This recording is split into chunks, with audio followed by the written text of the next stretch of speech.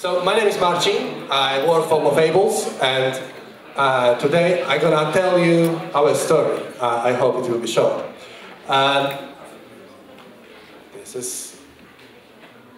Yes. So it starts in 2011. I was fully, involved in regular work, and then it comes out that my kid turns 1 year old, and I decided that I'm gonna make him a special present. And it was a first app I've made. I have some engineering background, but I haven't been doing coding for years, and it was a kind of challenge for me. And when I gave him this first app in his hands, I saw his smile, and I think this was the tipping point for me to realize that this is something I want to work on.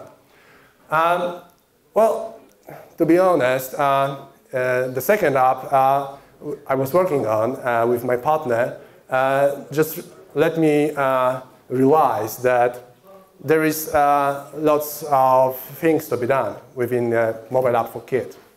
And this also convinced me that I'm supposed to build a team and make it more professional in order to make our target users happy, more happy than just my kid could be.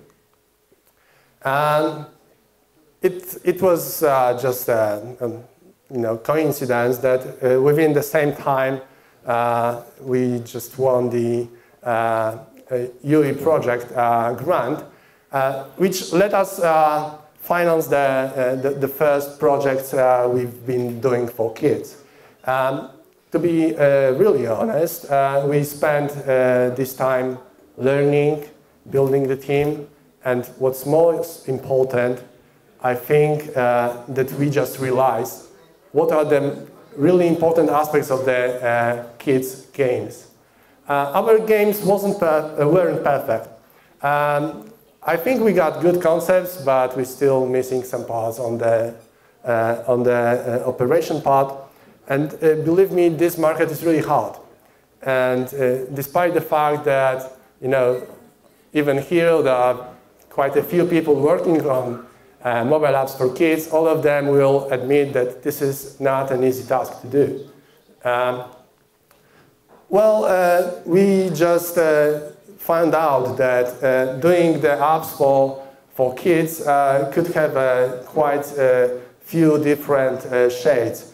And one of them is doing the apps for the education purposes, which we've done.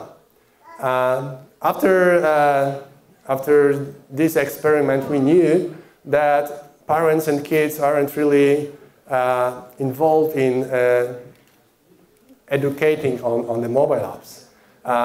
So the academic skills, the academic education is not a good target for us, as we were just wanting to prove that technology could help them grow up, could help them build better relationships, could help kids and the parents become better people in the future. What was really the turning point for us was that we started visiting the preschools. So at first we thought that we simply need to test it better. And we started visiting preschools and giving them our apps and observing how they interact with these apps. Because we thought that the problem was in the interaction, was in the UX, was in the design of our app. And the fact is that it's not. If you're gonna make an app for kids, you start thinking like a kid. And it's almost impossible for most of the adults to do it. Seeing these people, kids, people as well, playing with our apps and seeing them playing with apps of our competitors, we knew what are the differences and what makes them happy, what makes them sad, what engages them more and what doesn't. These experiences let us build apps which, in my opinion and in the opinion of the market, are good enough. These are the apps which just makes them smile. These are the apps which we are proud to provide to kids. These are the apps that could engage them for more. than just few seconds. But to be honest, I think this is just the beginning of the journey. It's not the goal to keep a kid focused on the iPad for hours. I think that there is a fundamental problem in this picture. Kids are bundled into the iPads and they can't see anything outside of it.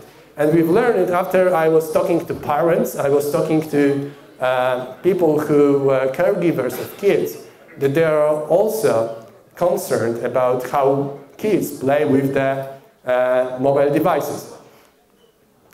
And we have an idea.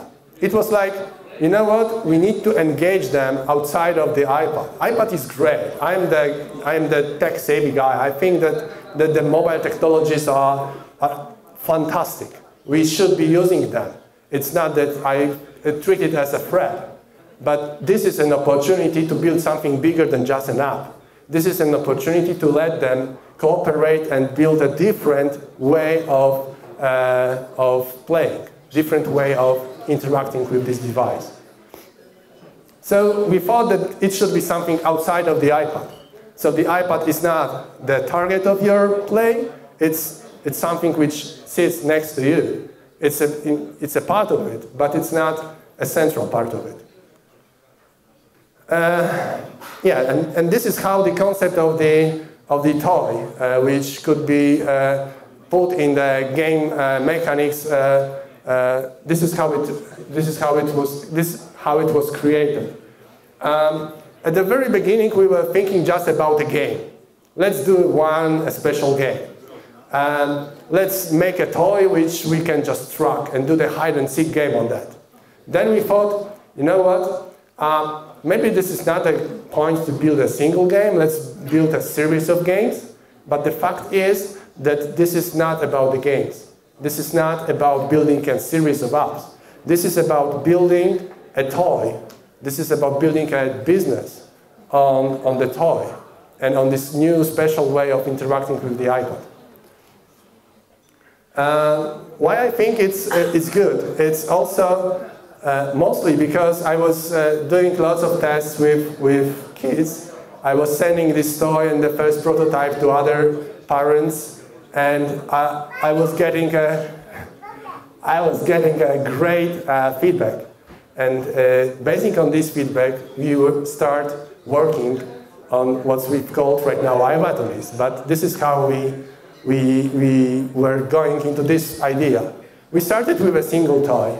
It was a plush toy at the very beginning. Then we realized that the plush toy is not good for 3 to 5 years old, because kids at the 4 years old simply don't like plush toys anymore.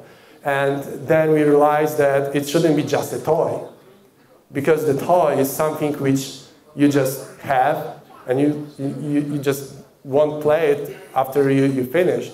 This is something which might be a part of their life. And this is how we come up with a wearable gadget. And we call it Battomits.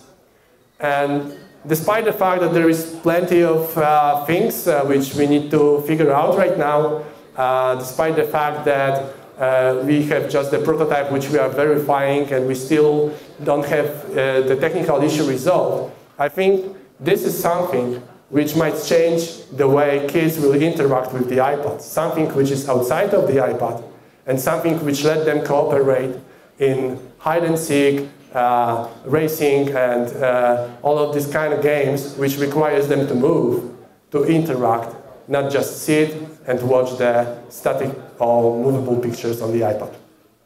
Thank you.